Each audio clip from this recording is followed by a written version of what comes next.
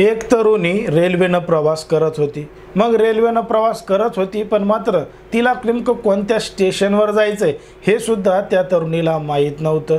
कारण की ती 18 वर्षापेक्षा कमी होती, अल्पवयीन होती आणि तिला नेमकं कुठं जायचंय हेच तिला माहीत नव्हतं। पण तरीसुद्धा ती रेल्वेमध्ये बसलेली होती। एक एक स्टेशन येत होतं, लोक उतरत होते, बसत होते। अशा पद्धतीने ती तरुणी या रेल्वेनं प्रवास करत होती। मग या प्रवासामध्ये तिला अनेक लोक भेटले, अनेक महिला भेटल्या, अनेकांसोबत चर्चा केली, पण मात्र ती कोणासोबतही व्यक्त झाली नाही। तिला नेमकं कुठं जायचंय, काय करायचंय हे सुद्धा तिनं कोणाला सांगितलं नाही। पण मात्र जसं जसं एक मोठं स्टेशन जवळ आलं तसं तसं तिच्या बाजूला बसलेला एक तरुण होता, एक पुरुष होता, त्याला तिनं घडलेला म्हणजे संपूर्ण प्रकरण विचारलं की हे शहर कोणतं आहे, काय आहे, या ठिकाणी कामधंदा किंवा नोकरी काही मिळेल का। तिचं शिक्षण मात्र काहीही झालेलं नाही, ती अशिक्षित आहे आणि एका गरीब घरातील तरुणी आहे असं तिनं जेव्हा एका बाजूच्या असणाऱ्या व्यक्तीला सांगितलं तेव्हा त्या व्यक्तीला तिच्यावर दया आली आणि तो व्यक्ती तिला म्हणला की काही हरकत नाही, मी तुला चांगली नोकरी लावून देतो, जॉब लावून देतो, तुला चांगले पैसेसुद्धा मिळतील। आता ही जी तरुणी होती ती एका गरीब घरातली होती, अशिक्षित होती आणि घरची परिस्थिती सुधारावी म्हणून एका मोठ्या शहरामध्ये आलेली होती आणि तिला या शहरामध्ये एक व्यक्ती भेटला होता म्हणून तिला मोठा आनंद झाला होता। आता स्टेशनवर उतरल्याबरोबर त्या व्यक्तीनं त्या तरुणीला खाण्यापिण्यासाठी विचारलं, तिला खाऊ पिऊ घातलं आणि मग ऑटो रिक्षामध्ये बसून तिला एका ठिकाणी जॉबला लावून देण्यासाठी तो तिला घेऊन गेला। आणि जेव्हा तिला तो जॉबला घेऊन देण्यासाठी गेला होता तेव्हा रात्र झालेली होती। रात्र झाल्यानंतर तिला एका रूममध्ये ठेवलं आणि सांगितलं की सकाळ झाल्यानंतर तुझं काम या ठिकाणी सुरू होईल, तुला पुढची व्यक्ती भेटेल आणि तुझं काम समजावून सांगेल। आता तरुणीचं जेवण झालेलं होतं, त्या रूममध्ये तिला निवांत झोप लागली। पण मात्र जेव्हा सकाळ झाली तेव्हा आजूबाजूला सगळ्या महिलाच होत्या आणि आजूबाजूला सगळा गोंधळच होता। आता महिला ज्या अशा होत्या त्यांना पूर्ण मेकअप केलेलं होतं, काही अर्ध्या कपड्यावर होत्या तर काहींनी नको तसे कपडेसुद्धा घातलेले होते। आणि ती तरुणी एका वेश्या व्यवसायाच्या वस्तीमध्ये एका कोठ्यामध्ये पोहोचलेली होती आणि ते पाहून त्या तरुणीच्या पायाखालची जमीन सरकलेली होती। नेमकं काय आहे संपूर्ण प्रकरण, कुठं घडली ही घटना हे आपण अगदी सविस्तरपणे पाहणार आहोत। पण जर तुम्ही अजूनही आपलं चॅनल सबस्क्राईब केलं नसेल तर लगेच सबस्क्राईब करून घ्या आणि बाजूला असणाऱ्या बेल नोटिफिकेशनला सुद्धा ऑन करायला विसरू नका। आता ही जी संपूर्ण घडलेली घटना आहे ती आहे भारताची राष्ट्रीय राजधानी दिल्लीमध्ये।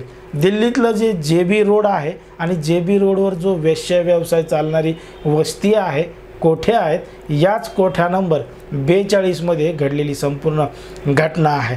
कारण की या ठिकाणी एक अल्पवयीन तरुणी 18 वर्षापेक्षा कमी वयाची तरुणी असल्याची माहिती पोलिसांना मिळाली होती आणि त्या ठिकाणची जो 42 नंबरचा कोठा आहे तो कोठा चालवणारी जी मालकीण आहे तिचं नाव अंजली आहे आणि तिनं एका तरुणीला डांबून ठेवलंय आणि तिच्याकडून जबरदस्तीनं ती संपूर्ण व्यवसाय करून घेत आहे अशी माहिती एका खबऱ्यानं पोलिसांना दिली।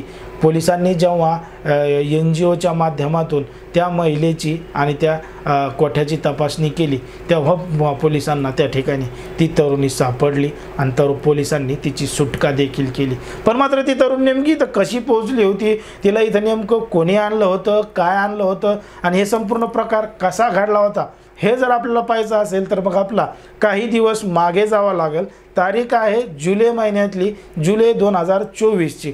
एक तरुणी उत्तर प्रदेशातल्या बिजनोर गावातून दिल्लीच्या दिशेनं निघालेली होती। घरची परिस्थिती बेताची होती, म्हणजे पुरेसे पैसे नव्हते, काही नव्हते, आईवडील काम करू शकत नव्हते आणि घरातली ही मोठी तरुणी होती आणि 18 वर्षापेक्षा कमी होती, जास्त काही शिकलेली नव्हती आणि तिच्या आजूबाजूला राहणाऱ्या लोकांनी TV वर पाहून तिला वाटत होतं की दिल्लीला गेलं तर मग मोठे पैसे मिळतील, मोठी नोकरी मिळेल, काहीतरी कामधंदा करून तिचा उदरनिर्वाह होईल आणि मग ती तिच्या घरी पैसे पाठवत राहील। एक मोठं स्वप्न घेऊन ती तरुणी बिजनौरमधून थेट दिल्लीला जाणाऱ्या ट्रेनमध्ये बसली। पण मात्र दिल्ली नेमकी कशी दिसते, दिल्लीचं स्टेशन कुठं आहे, काय आहे, या कोणत्याही गोष्टीची जाणीव तिला नव्हती। आता ट्रेनमध्ये बसल्यानंतर सुरुवातीला बराच प्रवास तिनं केला, ती कोणासोबत बोलली नाही, काही नाही। पण मात्र दिल्ली अजून किती लांब आहे, स्टेशन कधी येणार आहे, ही गोष्ट ती विचारत होती। पण मात्र जेव्हा दिल्लीचं स्टेशन जवळ आलं तेव्हा तिला एक अनस नावाचा व्यक्ती भेटला आणि व्यक्ती भेटल्यानंतर तिनं त्याला विचारलं आणि हा मुद्दामून तिच्या बाजूला जाऊन बसला होता। तिला विचारत होता की कुठं जायचं आहे, काय जायचं आहे। तिला एकदम विश्वासात घेतलं आणि जेव्हा त्या तरुणीनं संपूर्ण प्रकरण सांगितलं तेव्हा तिनं त्या व्यक्तीनं तिला सांगितलं की काही चिंता करू नको, घाबरू नको, माझ्याकडे काम आहे, धंदा आहे। म्हणून त्या तरुणीला त्या ठिकाणावर नेलं, खाऊपिऊ घातलं आणि कोठा नंबर 42 मध्ये JB रोडवर ज्या ठिकाणी वेश्या व्यवसाय चालतो त्या कोठ्यामध्ये नेऊन विकलं। आणि त्या कोठ्यामध्ये विकल्यानंतर त्या तरुणी जेव्हा सकाळी उठली तेव्हा आजूबाजूला सगळ्या महिला दिसल्या आणि महिला दिसल्यामुळं तिच्या पायाखालची जमीन सरकली। ती नेमकी कुठं आली आहे, काय आली आहे याची जाणीवसुद्धा तिला राहिलेली नव्हती। पण आजूबाजूचं दृश्य पाहून ती मोठ्या प्रमाणात घाबरलेली होती। मग घाबरलेली असताना त्या कोठ्याच्या मालकीनीनं तिच्यासाठी पैसे दिले होते, तिला विकत घेतलं होतं। मग पैसे वसूल करण्यासाठी ती तिच्याकडून व्यवसाय करून घेत होती। पण मात्र व्यवसाय करून घेत असतानाच त्या तरुणी जेव्हा विरोध करत होती तेव्हाही तिच्यावर जबरदस्तीसुद्धा करायची, तिला हाणमारसुद्धा करायची। आणि शेवटी जेव्हा ती तरुणी हे संपूर्ण करायला तयार झाली, तिच्याकडे जो पहिला ग्राहक आला त्याच ग्राहकाला ही तरुणी मिळाली। आणि सुदैवानं तो तरुणसुद्धा चांगला होता, तो कस्टमर, तो ग्राहक चांगला होता।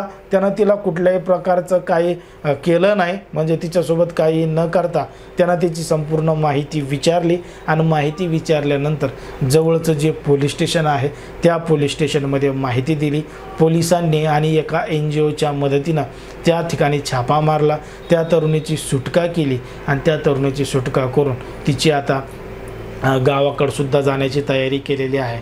आता ज्या पद्धतीनं ज्या तरुण्या महिला मुली अशिक्षित आहेत, गरिबीतल्या आहेत, ज्यांना नोकरी मिळत नाही, कामधंदा मिळत नाही किंवा पैशाची अडचण आहे, अशा महिलांना हेरून मोठमोठ्या शहरामध्ये काही एजंट असतात, काही पुरुष असतात, ते मुद्दामून रेल्वे स्टेशनवर, बसवर अशा ठिकाणी थांबतात ज्या ठिकाणी त्यांना अशा ज्या महिला आहेत, पळून आलेल्या, भटकून आलेल्या मुली आहेत, ह्या हेरता येतील। त्यांना घुलून काहीतरी आमिष देऊन अशा ठिकाणी नेऊन विकलं जातं।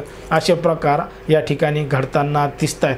पण मात्र काही चांगले लोक असतात ज्यांच्यामुळं या तरुणीची सुटका झालेली आहे, तसे सुद्धा चांगले लोक असतात। म्हणून समाजामध्ये दोन्ही प्रकारच्या बाजू आपल्याला पाहायला मिळतात। आता ज्या पद्धतीनं या तरुणीसोबत घडलंय त्याच्यावर तुम्हाला काय वाटतं हे अगदी स्पष्टपणे कमेंटमध्ये सांगा। कारण की कोणाच्याही भावना दुखवणं, कोणाचंही मन दुखवणं हा आपला उद्देश नाही। समाजामध्ये जे घडतंय तेच आपण सांगण्याचा प्रयत्न करत असतो।